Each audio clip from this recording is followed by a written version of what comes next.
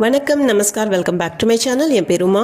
இந்த வீடியோவில் இன்றைக்கி நம்ம டிஸ்கஸ் பண்ண போகிற டாபிக் பார்த்திங்கன்னா, எனக்கு ஹிந்தி எழுத படிக்க தெரியும் ஆனால் பேசும்போது புரிய மாட்டேங்குது அப்படிங்கிறத பற்றி தான். நிறைய பேருக்கு ஹிந்தி எழுத படிக்க தெரியுது, அவங்க எக்ஸாமுக்காக எழுத படிக்க தெரிஞ்சுக்கிறாங்க. ஆனால் வேறு யாராச்சும் பேசும்போது, specially native Hindi speakers north இந்தியாவில் வர்றவங்கலேருந்து, அவங்க நேட்டிவ் ஹிந்தி ஸ்பீக்கராக இருந்தால் அவங்க பேசும்போது புரிய மாட்டேங்குது அப்படின்னு சொல்கிறவங்க நிறைய பேர் இருக்காங்க. சில ரீசன்ஸ் நம்ம இதில் டிஸ்கஸ் பண்ணலாம். ஃபர்ஸ்ட் ஒன் பார்த்திங்கன்னா வேகம். அவங்க பேசுகிற ஸ்பீடு. அவங்க மதர் டங் ஹிந்தியாக இருந்ததுன்னா அவங்க பேசுகிறது ரொம்ப ஸ்பீடாக பேசுவாங்க. ஃபாஸ்ட்டாக பேசும்போது நிறைய வேர்ட்ஸ் நம்மளுக்கு புரியாமல் போகலாம். ஸ்பெஷலி இந்த ஹா இருக்கிற வேர்ட்ஸ் எல்லாம் நம்மளுக்கு சில சமயம் காதலியே விழாது. அந்த லெட்டர் ஹாங்கிறதே விழாது. இப்போது இந்த சென்டென்ஸ் பாருங்கள், என்ன நடக்கிறது அப்படின்னு சொல்கிறதுக்கு கியா ஹோ ரஹா ஹே.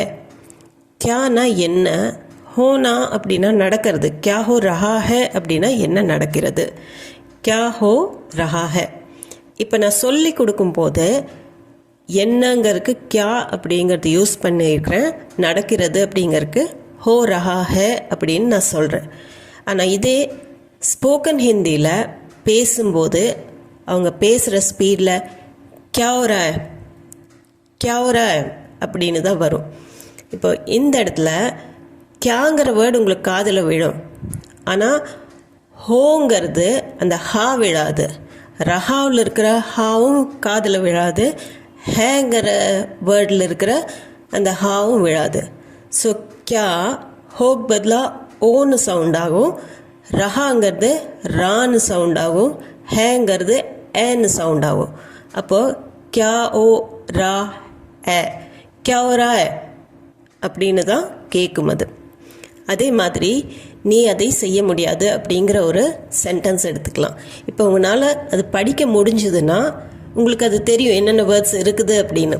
இப்போ நீங்கள் இந்த சென்டென்ஸை பார்க்காம காதில் மட்டும் கேட்டிருந்தீங்கன்னா, நீ அதை செய்ய முடியாது அப்படிங்கிறதுக்கு வோ தும்சே நஹி ஹோகா. வோ அப்படின்னா இந்த இடத்துல அது, தும்சே அப்படின்னா உன்னால், ஹோனானா முடியறது, ஹோகா அப்படின்னா முடியும், நஹி ஹோகா அப்படின்னா முடியாது.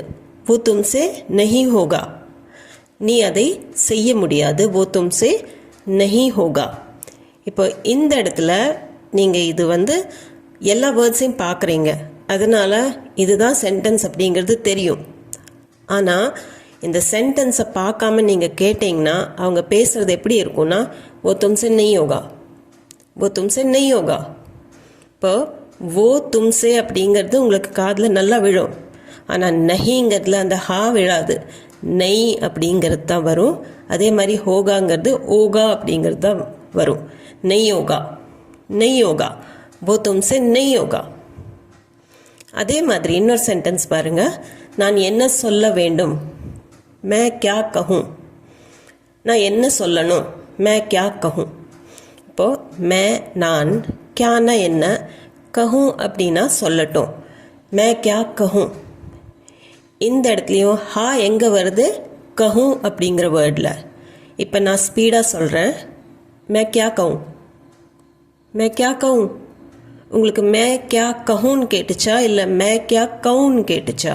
ஸோ அந்த ஹாங்கிறது கேட்கறது இல்லை, மே கியா கவுன் அப்படின்னு தான் அவங்க ஸ்பீடாக பேசும்போது காதில் விழும். அதே மாதிரி எனக்கு எதுவும் வேண்டாம், முझे குச் நஹி சாஹியே. முझेனா எனக்கு, குச் அப்படின்னா எதுவும், சாஹியேனா வேணும், நஹி சாஹியே அப்படின்னா வேண்டாம். இப்போ இந்த தமிழ் சென்டென்ஸை நீங்கள் பார்க்குறீங்க, எனக்கு எதுவும் வேண்டாம். அதைவே அப்படியே டிரான்ஸ்லேட் பண்ணி ஹிந்தி சென்டென்ஸே நீங்கள் கண்ணால் பார்க்குறீங்க, முझे குச் நஹி சாஹியே அப்படின்னு எழுதியிருக்கு.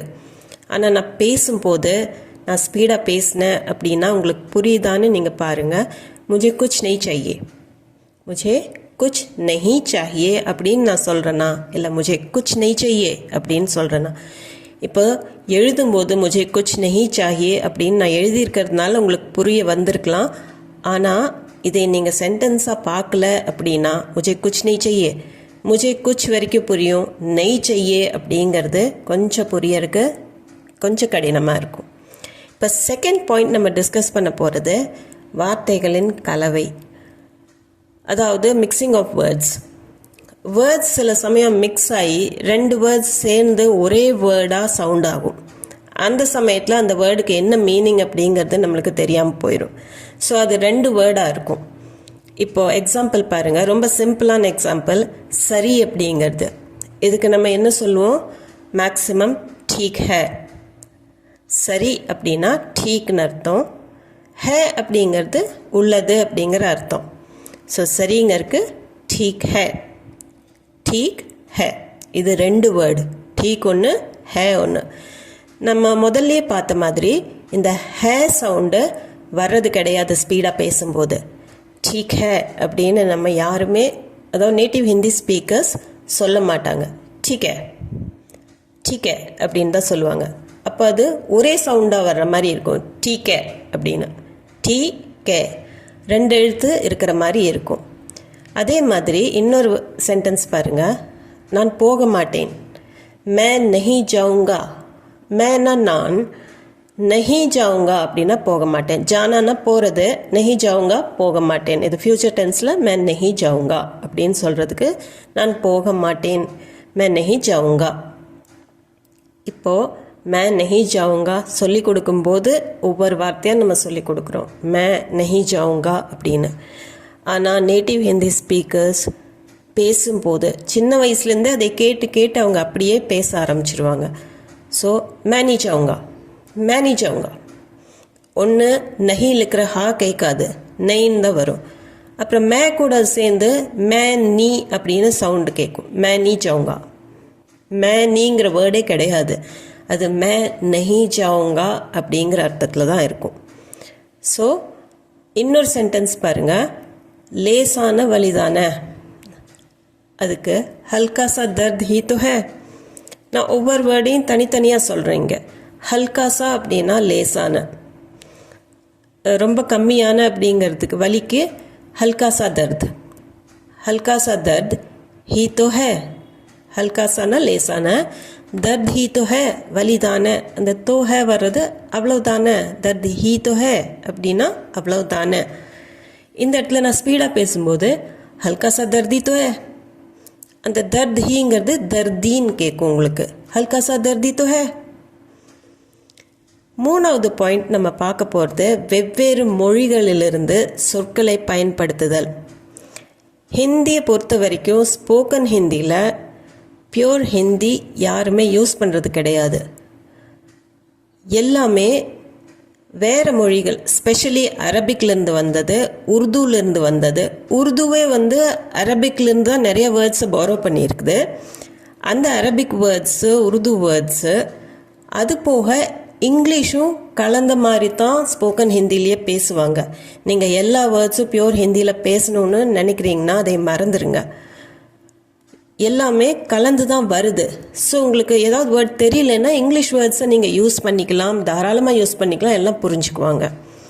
இப்போ ஒரு யூடியூப் வீடியோ நான் பார்த்துட்டு இருந்தேன். அதில் ஜப்பான்லேருந்து ஒருத்தர் ஹிந்தி மொழி கற்றுக்கணுங்கிறதுக்காக இங்கே யூனிவர்சிட்டியில் கற்றுட்ருக்கிறாரு. அவர் திரும்ப ஜப்பான் போய் அங்கே யாராச்சும் இண்டியன்ஸை பார்த்தாங்கன்னா, இண்டியன்ஸை பார்த்தாலே அவங்கள பார்த்து அவங்க ஹிந்தி தெரியுமான்னு கேட்டுட்டு அவங்கக்கிட்ட ஹிந்தியில் பேச ஆரம்பிச்சிடுறாங்க. ஹிந்தியில் பேசினா எவ்வளோ பியூர் ஹிந்தியில் பேசுகிறாங்க அப்படின்ட்டு எல்லோரும் ஆச்சரியப்படுறது உண்டு. இப்போ டெல்லியிலேருந்து போகிறவங்கெல்லாம் அங்கே எப்படி உங்களுக்கு இவ்வளோ ஹிந்தி தெரியுது, எப்படி நீங்கள் இவ்வளோ கிளியராக ஹிந்தி பேசுகிறீங்க அப்படின்னு எல்லாம் கேட்குறாங்க. அதுக்கு அவங்க நான் இங்கே படிச்சுட்டு இருக்கிறேன், இந்தியாவில் நான் படிச்சுட்டு இருக்கிறேன், இப்போ நான் ஊருக்கு வந்திருக்கிறேன் அப்படின்னு அவங்க சொல்கிறாங்க. அப்போ தான் ஒருத்தர் சொல்கிறாரு, அவர் டெல்லியிலேருந்து போனவர், நாங்கள் இவ்வளோ பியூராக பேசுகிறது கிடையாதுங்க, எல்லாமே மிக்ஸ்டு பாஷையில் தான் பேசுவோம் அப்படின்னு. இப்போ இந்த சென்டென்ஸ் பாருங்கள், நான் அனுமதி வாங்கிவிட்டேன், மேனே அனுமதி லேலி. இப்போ அனுமதிங்கிறது ஹிந்திலே அதே மாதிரி அனுமதி, இது ஒரு சன்ஸ்கிருத் வேர்டாக இருக்கிறதுனால இது ஹிந்திலையும் யூஸ் பண்ணுறாங்க. ஸோ நம்ம எழுதும்போது படிக்கும்போதெல்லாம் அனுமதி அப்படின்னு தான் நம்ம அப்படி தான் எழுதுவோம் ஹிந்தி. அதாவது நீங்கள் ஒரு சப்ஜெக்டாக படிச்சுட்டு இருக்கிறீங்கன்னா அனுமதிங்கிற வேர்டு அப்படித்தான், அதை தான் நம்ம யூஸ் பண்ணுவோம். மேனே அனுமதி லேலி, மேனேனா நான், அனுமதி லேலினா அனுமதி வாங்கிட்டேன் அப்படிங்கிற அர்த்தம்.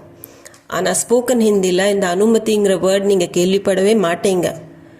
இது ஏதாவது மேடையில் பேசும்போது, ஸ்பீச் கொடுக்கும்போது அந்த மாதிரி இருக்கிறவங்க பியூர் ஹிந்தியில் பேசணுங்கிறதுக்காக பேசுவாங்களே தவிர அனுமதிங்கிற வேர்டுக்கு பதிலாக இஜாசத் தான் யூஸ் பண்ணுவாங்க அதிகம். இது அரபிக் வேர்டு. மேனே இஜாசத் லேலி.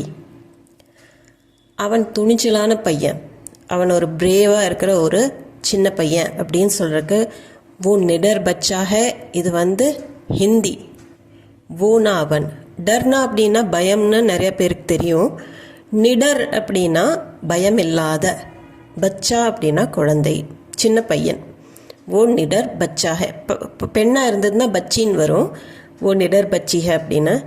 இது பச்சா அப்படிங்கிறது பையனுக்கு சொல்கிறோம். वो निडर बच्चा है. ஆனால் நிடர்ங்கிற வேர்ட் நீங்கள் நார்மலாக ஹிந்தி ஸ்போக்கன் ஹிந்தியில் கேட்கவே மாட்டீங்க.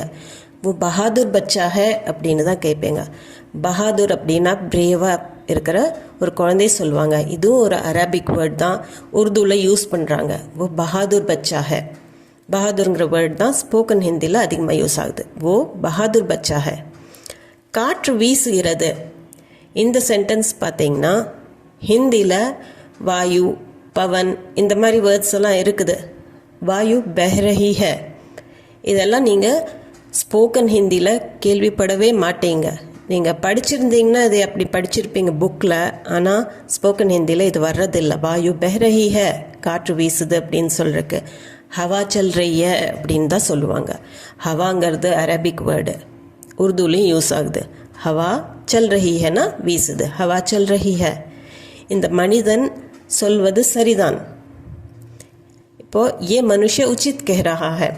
பியூர் ஹிந்தியில் நீங்கள் சொல்ல போனால் ஏன்னா இந்த மனுஷ, ஏ மனுஷ அப்படின்னா இந்த மனிதன், இந்த நபர் அப்படின்னு சொல்லலாம். உச்சித் அப்படின்னா கரெக்டாக, கஹ்ரஹா சொல்கிறோம். ஸோ கரெக்டாக சொல்கிறோம் அப்படி. உச்சித்துங்கிறது ஹிந்தி வேர்டு, அதுக்கு பதிலாக டீக் அப்படின்னு சொல்லலாம். சட்டீக், ரொம்ப கரெக்டுன்னு சொல்கிறதுக்கு சட்டீக் அப்படிங்கிற வேர்டும் இருக்குது ஹிந்தியில். ஸோ ஏ மனுஷ உச்சித் கஹ்ரஹா ஹை இது ஹிந்தியில் நம்ம சொல்லலாம். கஹ்னா அப்படின்னா சொல்கிறது, கஹ்ரஹா ஹை சொல்லுகிறான். ஏ மனுஷ உச்சித் கஹ்ரஹா ஹை. மனுஷ்ய அப்படிங்கிறது ஹிந்தி வேர்ட். ஆனால் ஹிந்தியில் அது யாரும் யூஸ் பண்ணுறது கிடையாதுங்க. ஸ்போக்கன் ஹிந்தியில் ஏ இன்சான் சஹி ஹை அப்படின்னு தான் சொல்லுவாங்க. ஏன்னா இந்த இன்சான்னா மனிதன், சஹி ஹைனா சரியானவன். இதில் இன்சானும் அரபிக் தான், சஹி அப்படிங்கிற வேர்டும் அரபிக் தான். இப்போ 4வது பாயிண்ட்டாக பார்த்தீங்கன்னா வார்த்தைகளின் நிலைப்பாடு, அதாவது வேர்ட்ஸோட பிளேசிங். வேர்ட்ஸ் எந்த இடத்துல பிளேஸ் ஆகிருக்குது. சில சமயம் என்ன ஆகுதுன்னா ஒரு சில வேர்ட்ஸ் எல்லாம் முன்னாடி பிளேஸ் ஆகும். சில சமயம் நம்ம பேசும்போது கடைசியில் இருக்கிற வேர்டு முன்னாடி வந்துடும். இப்போ இந்த சென்டென்ஸை பாருங்கள்.